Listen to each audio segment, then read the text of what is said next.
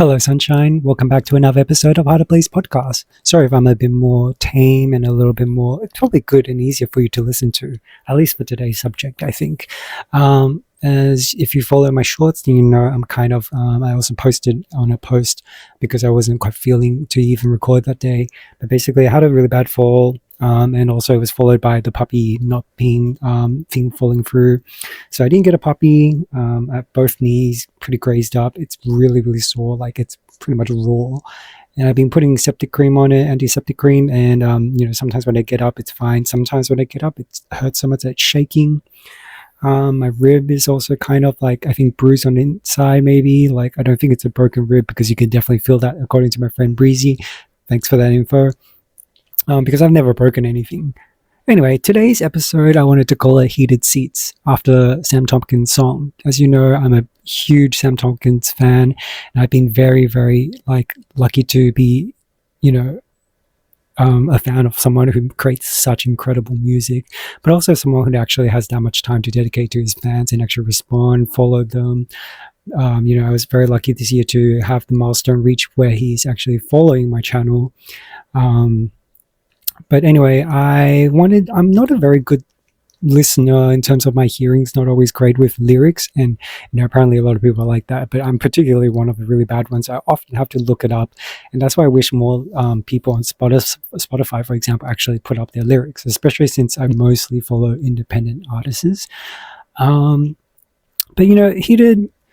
Heated Seats was, I would say, isn't like my first number one song off the album so far, but a lot of his songs sometimes can be slow growing for me. Well, I say that, but actually no, last album pretty much every song grew on me right away. But this particular song, I knew it came as a very special place to a lot of people, and I have a very specific reason why I know why it's a slow growing song for me.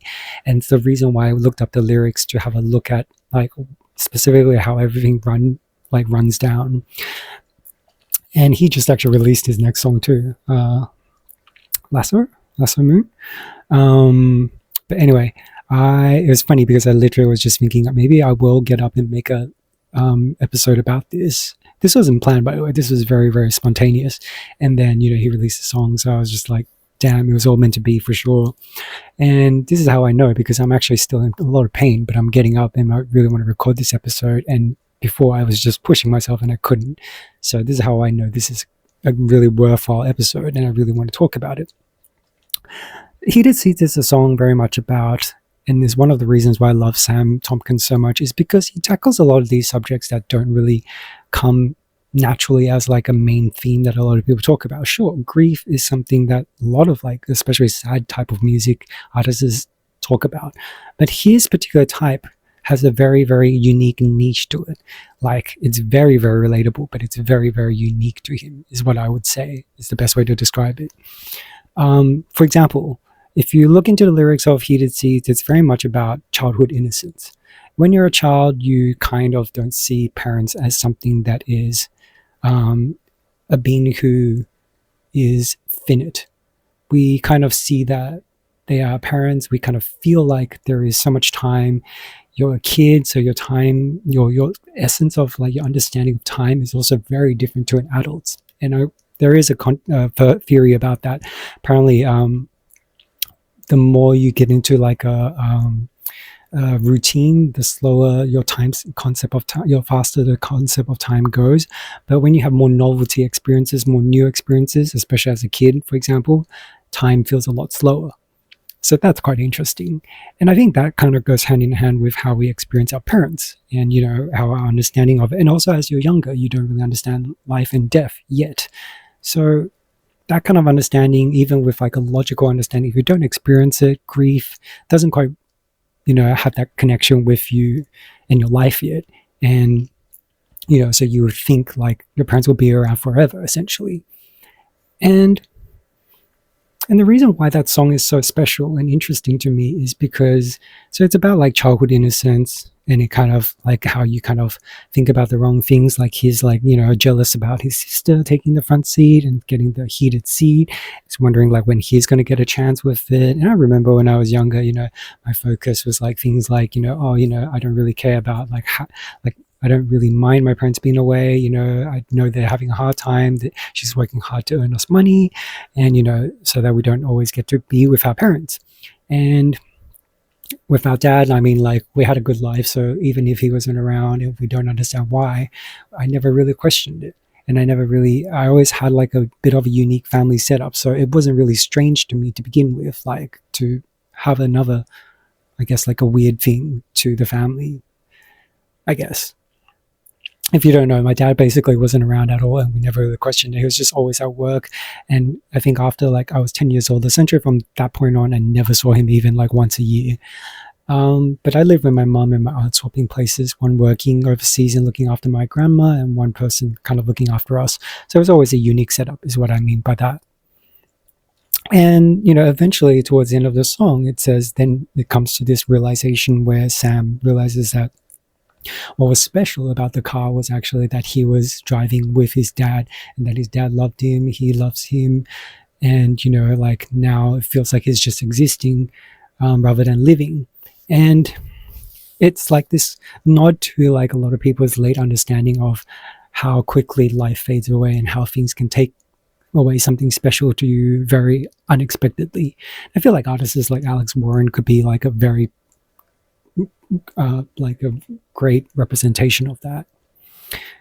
And, unfortunately for a lot of people, they have to learn it at a very young age, like losing their parents at such a young age as like 30s, 40s. That's a very young time to lose your parents, I think. Now, the reason why it speaks so much to me is because it made me think about my relation with my dad in particular and my mum, which is all very complex.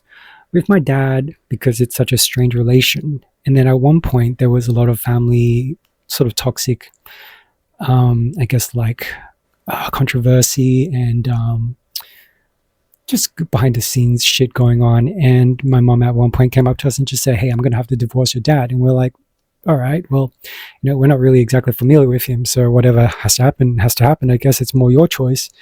And it happened. And then we went back to Taiwan. At one point, she was like, and there was this she had this sort of contradicting part to her personality, in the sense that I guess it's like partially because of how her relation is with him, but then also part of her wanting to be a good parent and trying to keep this kind of relation with my dad, that ended up making it very confusing. Like she would say, for example, like, your dad has had a stroke. We need to go back and visit him. So we go back and we end up visiting him at his place. His place like smells like pee. It was very embarrassing for him, but my mom wouldn't stop nitpicking at him, but then also says, I'll go up and talk to him and try to like, be close to him. I'm just like, this is all very contradicting and very confusing for like, a young teenager. And then eventually, because of my like we had some falling out in the family, and also because of my sexuality, I ended up leaving my family because I felt like it was just too toxic living there, and we had a lot of things that we didn't agree on. And I even remember, like that feeling of like, when I was younger, I would be totally cool with like how my family setup is. But when I went back to Taiwan, whenever I was with my mom, my sister would say some stuff and then she would listen to her. But as soon as I kind of followed up and said like, hey, I want to say something too, she'll be like always like kind of telling the taxi to turn somewhere, or she'll pick up a phone, or like, and she never comes back to me with the conversation. And it always left me feeling really sort of shitty. And I brought that up with her as trying to be like communicative and be more, I think around that time I was already looking into being like, try to learn how to be more communicative about relations and stuff. And it never worked. In the end, she always still defaulted to the same thing. And that's how I knew that maybe she didn't care about me the way that she thinks she does, or whatever it was. I don't know what it was, but that's how it felt. And that's kind of sometimes what it's like with relationships. You can say all these things, you can care about someone in a certain way, but you have to fundamentally care about them in the way that they want to be cared about. That is probably the harshest lesson to learn. And I guess that song just made me think about, because it was about his dad, it made me think about my dad. And I was like, there is a lot of strange feeling with our relationship and regret to a degree, but it's regret without like much connection. So it leaves you with this very stranded, strange, alienated feeling. And this would be interesting to look into therapy for, I think. But basically, I moved out eventually, and my dad tried to contact me a few times, but I pretty much was in such a place where it stirred up too much emotion, being in contact with anyone. So I essentially cut everyone off. And eventually I heard that my dad passed away. And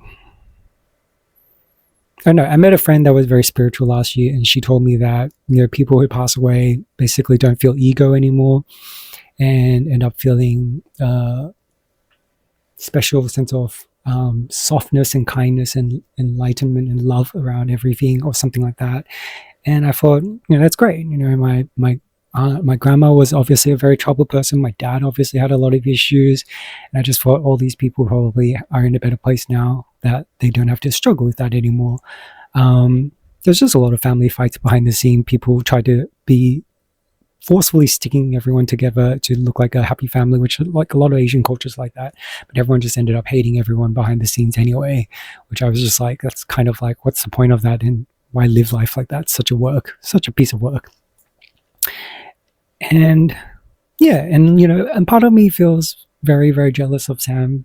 I know he lost his parents a lot earlier, like his dad a lot earlier, but to have such a close and strong bond with his parent, it makes me think that, very envious.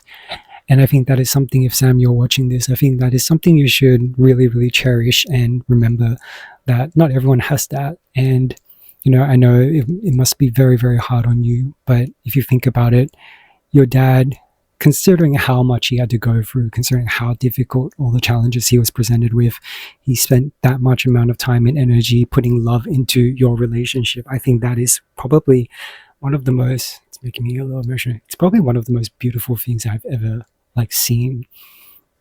And in all the songs you continue to write about, I always gush about it with people, telling how wonderful these songs are, and the effort and the distance you would go for just to express your love for your dad is one of the most amazing things about humanity presented in you. And music should be like that, and that's what connects you with so many of your fans. And yeah, it's really made me have this brand new appreciation of the song. And I think it's such a powerful song, especially in music video. There's just something so special about something so simple.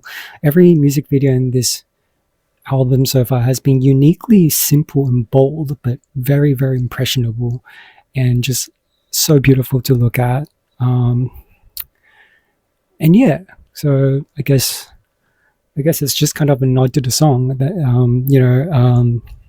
I wish I had a better relation with my dad. I feel like I had a good and pretty sheltered upbringing, so there's not much to complain about. It has made things harder as I grew up, and I think it has influenced some of my relations, but I'm working on it. And I have been very, very lucky to have met some incredible friends for music. And I would say a big part of it started from learning about Sam's music, and that created connections with some people important like Tiga, who continue to solidify and build my understanding of how important it is to put out love and be kind and be into connections with people, and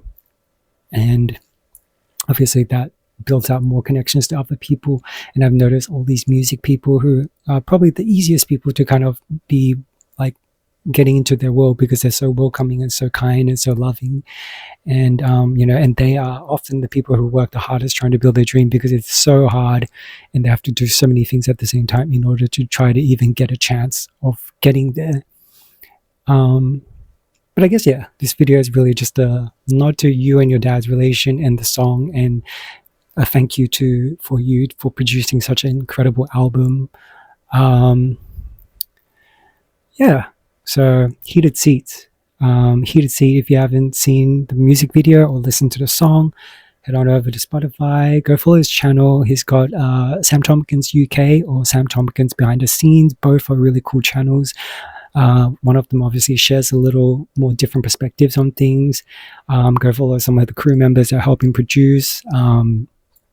And just, if you don't know who he is, give him a shot, give him a chance. He is one of the most amazing people, if not the most amazing artist in the world. And you really, really wouldn't regret getting to know him. But yeah, I guess that's it for today. Thank you so much for tuning in. Thank you for bearing with me while I'm recovering. And Sam Tompkins, you're the best. Whee!